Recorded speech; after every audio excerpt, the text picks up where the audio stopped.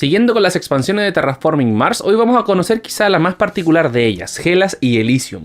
¿Qué la hace particular? Es que la expansión es básicamente un tablero nuevo reversible. No hay nuevas cartas, no hay nuevas corporaciones, pero sí hay diferentes recompensas e hitos que van a hacer que el juego cambie de una manera agradable, pero no tan distinta. Vamos a conocerla.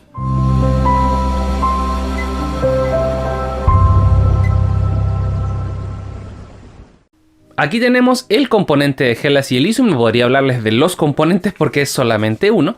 Y esta hoja, que es donde viene envuelto el tablero, por el reverso trae las indicaciones. Una pequeña contextualización de Hellas, que es el polo sur de Marte, y Elysium, que vendría a ser la zona occidente de Tarsis. Entonces, el tablero es esto que tenemos aquí. Abajo tengo el tablero base para hacer algunas comparaciones, pero como pueden ver, Hellas representada por el color azul y al reverso Elysium representada por el color verde. Vamos a encontrar muchas similitudes con respecto a lo que es Marte, pero hay algunas diferencias clave. Se mantienen, por ejemplo, los mismos 3 valores de terraformación relacionados con oxígeno, temperatura y océanos, siempre son 9. También el valor y los tipos de proyecto estándar se mantienen completamente, pero hay 2 grandes diferencias, los hitos y las recompensas. En ambos lados del tablero vamos a encontrar nuevos hitos y nuevas recompensas que van a modificar un poco la forma en la cual uno podía jugar antes, porque habían ciertas recompensas e hitos que eran mejores que otras o más fáciles de conseguir, entonces uno podía ir hacia ellas más directamente. Aquí vamos a tener que modificar un poco nuestro tipo de juego si queremos lograr alguna de ellas, y eso es quizá lo más interesante de esta expansión, sumado al hecho que, sobre todo en Hellas, los bonificadores de terreno son distintos. Aquí, por ejemplo, la bonificación de planta está centrada en la zona norte. Además de tener una zona de océanos mucho más centralizada en el tablero base, podemos ver que aquí hay una zona más bien al centro, una zona arriba, otra abajo. Aquí más bien está todo concentrado en esta zona de aquí y esta orilla de acá. Y también aparece el calor como una bonificación de colocación, recordando que cuando uno ubica una loseta se lleva lo que está debajo de ella, en este caso 2 calor. Aquí, por ejemplo, un titanio, aquí una carta, aquí 2 aceros. Eso se mantiene exactamente igual.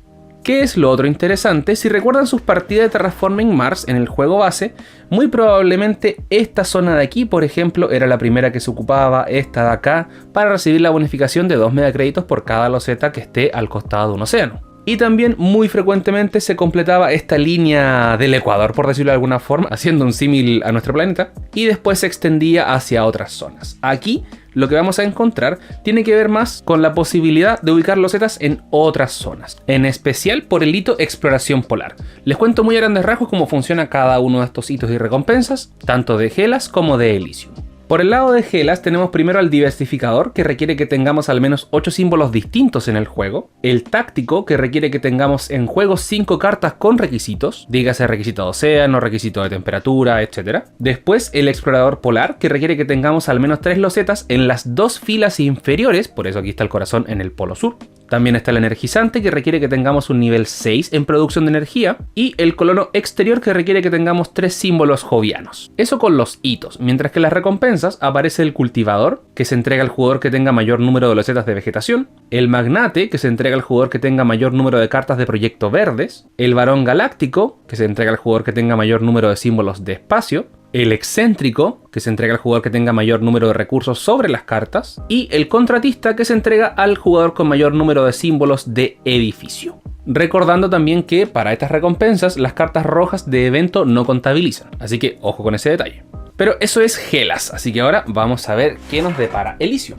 Elysium tiene más similitudes con el tablero base, también se ve esta línea del Ecuador, por ejemplo, en Marte, pero aquí los océanos están centrados en la parte norte, y hay algunos puntos que me atrevería a decir que son mucho más beneficiosos a la hora de construir encima. Tenemos zonas que nos entregan una planta, 2 plantas, pero aquí hay una que nos entrega 3 plantas, una que nos entrega 3 cartas. Esos 2 puntos son bastante cotizados. Pero nuevamente, mismos proyectos estándar, mismos parámetros de terraformación, pero nuevos hitos y nuevas recompensas. El primer hito, que es el generalista, requiere que hayas incrementado todos los niveles de producción al menos un nivel. Dígase tener uno de megacréditos, de acero, de titanio, de plantas, de energía y de calor. En al menos un nivel de producción, no uno de cantidad.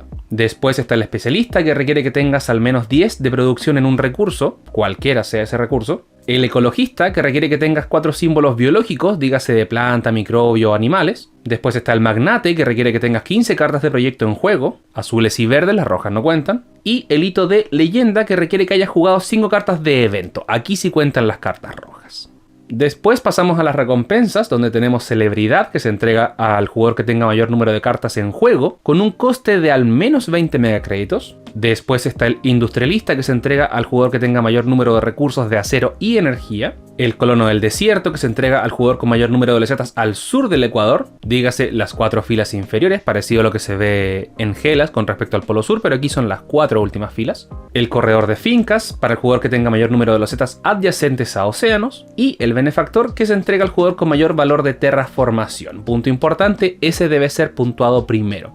Muy a grandes rasgos, para recordar cómo funcionan los hitos y las recompensas. En una partida normal se cobran hasta un máximo de 3 hitos y 3 recompensas, donde los 3 hitos tienen un valor de 8 y cada recompensa tiene un valor que va en aumento. Los hitos, yo como jugador pago su coste, que son 8, y ubico uno de mis cubos en alguno de ellos cuando ya haya cumplido esa condición, y recibo ese puntaje al final del juego. Mientras que las recompensas, la primera vale 8, la segunda 14, la tercera 20, ubico uno de mis cubos y ahí yo, comillas, desbloqueo esa recompensa para que sea puntuada al final del juego. Pero ahí es una competencia directa entre todos los jugadores, independiente de quién haya pagado para desbloquear esa recompensa. Pero más allá de eso, esa es la expansión Hellas y Elysium, un tablero reversible con diferentes formas de juego centradas en el tablero de Marte, pero también mucho más focalizado en los hitos y las recompensas. Vamos con los comentarios. Ahí tenemos entonces la expansión Hellas y Elysium. Vamos primero por lo positivo. Me gusta que le da cierto aire refrescante a Terraforming Mars, siendo que cuando uno juega Terraforming Mars difícilmente se va a aburrir del tablero. Sí, obviamente aparecen algunos patrones o algunos elementos que se repiten entre partida y partida, pero no es algo que agote. En ese sentido, no es que fuese como una especie de necesidad actualizar el tablero, sino que se siente como algo refrescante y algo que podría hacer variar la experiencia de juego en un buen sentido. Así que viene en ese sentido para Hellas y Elysium. Aunque confieso que me gusta más Hellas que Elysium. Creo que tiene que ver por esta nueva forma de jugar más con Marte que con el tema de las recompensas y los hitos. Siento que ese tablero es un poco más desafiante y obviamente le da un toque mucho más refrescante. El segundo punto positivo, es muy fácil de incorporar esta expansión. Tienen básicamente que entregar un par de indicaciones al principio del juego con respecto a los nuevos hitos y las nuevas recompensas, y obviamente eso puede hacer que modifiquen algunos jugadores sus estrategias relacionadas con el uso de ciertos recursos, con la formación, por ejemplo, de cartas que me permitan crear ahora más bacterias, más animales, porque a veces uno las mira a huevo o no las considera mucho. Ahora sí, por ejemplo en Elysium tenemos un hito centrado en ese recurso, entonces puede ser una invitación a jugar con otras formas que no habíamos jugado antes, así que en ese sentido, bien. Desde el punto negativo, siento que es una expansión que no es significativa.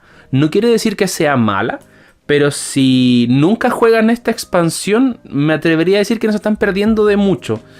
No tiene un elemento, por ejemplo, que cambie drásticamente el juego, no tiene algo que va a hacer que resignifique demasiado su experiencia en Terraforming Mars, porque de por sí, desde el juego base Terraforming Mars, es una experiencia muy distinta cada vez que uno lo juega. Obviamente depende mucho de la suerte, del draft y todo lo demás, pero es bastante bueno en ese sentido Terraforming Mars, y añadir Hellas y Elysium es totalmente opcional. Insisto, si no lo juegan, no va a pasar nada en su vida, no van a morir de arrepentimiento por no haberlo jugado nunca, pero si lo juegan yo creo que les va a gustar. No es una de esas expansiones que va a cambiar su vida, ni mucho menos, pero insisto, es una buena expansión, así que recomendada Hellas y Elysium.